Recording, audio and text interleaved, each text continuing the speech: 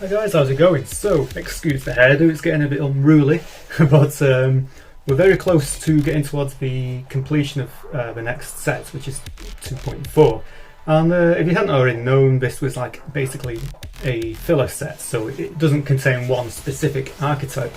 It contains many, so it'll contain archetypes from previous sets and future sets. Now, one of the biggest additions to this filler set is the Collaboration cards, and it basically, we've kind of done it a little bit differently. So if you watch my last video about it, there's going to be 3 collaborators. There's going to be myself, the last 10 Elements, and Kingdoms TCG. And then what we all do is we draw each other or design up 5 individual pieces of artwork each. That will then total 15 pieces of artwork, and then what we do is all 3 games can use that lot of 15 pieces of artwork for their own game. Obviously they can give them their own names, their own abilities, or anything like that. So it's I think it's a really a different way of how we do it. Usually when you do a collaboration, you kind of design a piece and then you just leave it with the creator of a fellow TCG. So this is a little bit different. And this video I'm going to be going through the 15 cards which are going to be showing in 2.4, the filler set. So let's see if we can get that focus a little bit. Right, anyway, I'm going to start with my TCG, followed by Kingdoms TCG, and then followed by the last 10 Elements. I think that's the way around I've got it. So we're gonna just start off. I think there's one royalty rare for each set. Let me just have a quick peekaroo. Sorry, I do have my laptop down here at the same time. So with the Wrath Course cards, there is no royalty rare. So it's just uncommons and rares. The royalty rares will be from a different pool. Anyway, first card we have got from my own creations. Don't forget, the other TCG creators can use these cards as well, by all means. Or the artwork, should I say. It is Knight of Divinity. So this bit of a tank, really. It's a rare unit. It costs 4 to get out into play, and its main stats is a 4 attack and 5 health. Now, this can do one of 2 things when you go into battle. If he rolls a 5, his base attack and base health becomes 6 for the battle phase, making it quite a greater than average unit if you roll a 5. However, if you roll a 6, you get to destroy the unit that this unit was targeting and deal 1 damage directly to the enemy core. So you want to try and keep rolling those 6s. Obviously it's completely random, but there will be cards coming to assist you with that. Second up, we've got another rare, but this is a defensive unit, the Flaming Guard. So it costs 5 to get out into play. It's got a whopping 7 health. Don't forget the limit. The upper limit is 10. And it basically says, when this unit survives being attacked, deal 4 damage back to that attacking unit.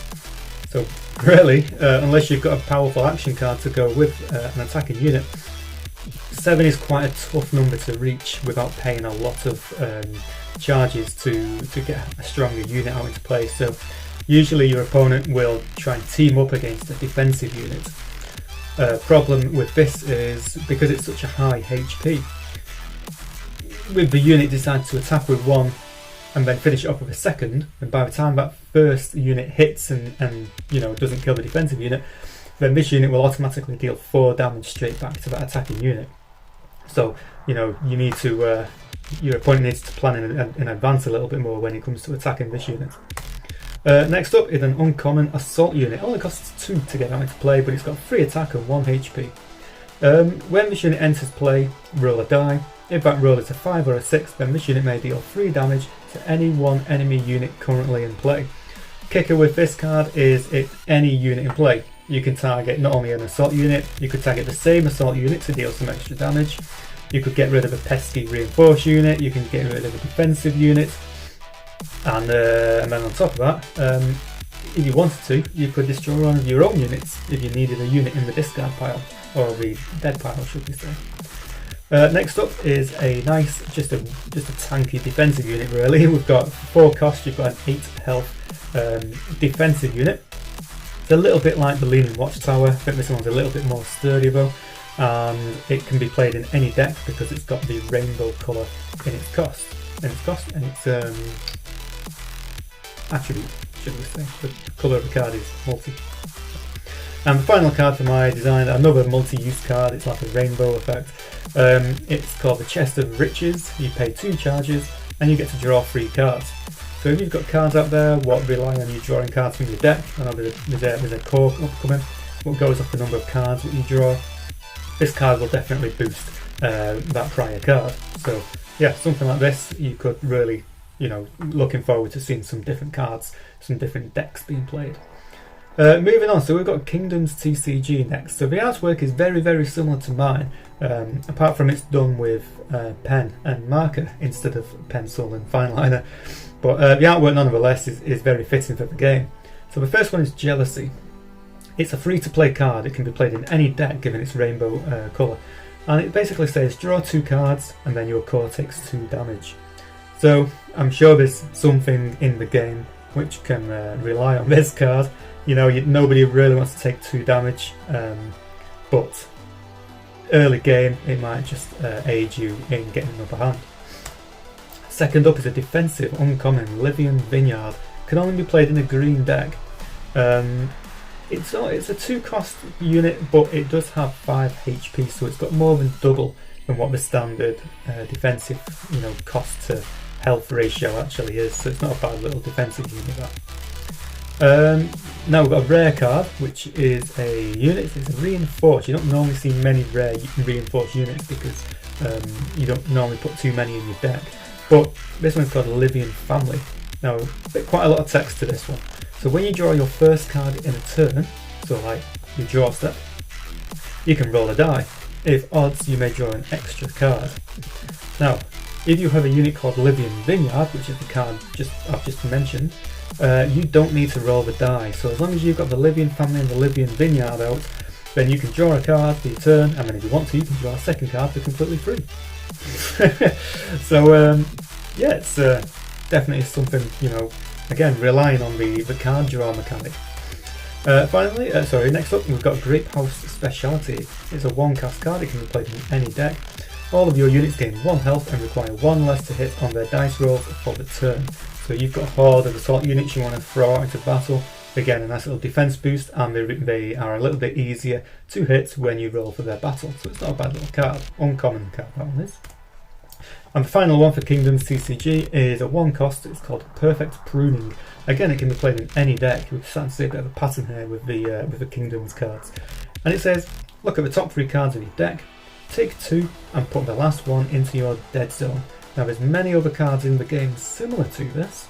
Ones that can let you look at the top 3 cards of your deck, one that lets you look at the top 3 and put 1 into your hand and then the rest into the bottom of your deck.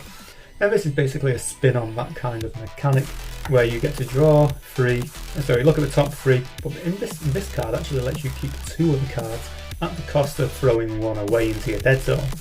Beta Core would probably appreciate this card. Now we're moving on to the last 10 elements.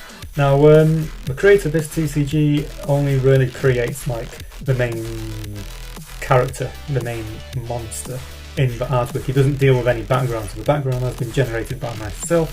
However, we do have the card itself. It's very digital, but it's quite fantasy-like, which is what Wrath of Colours 2 is.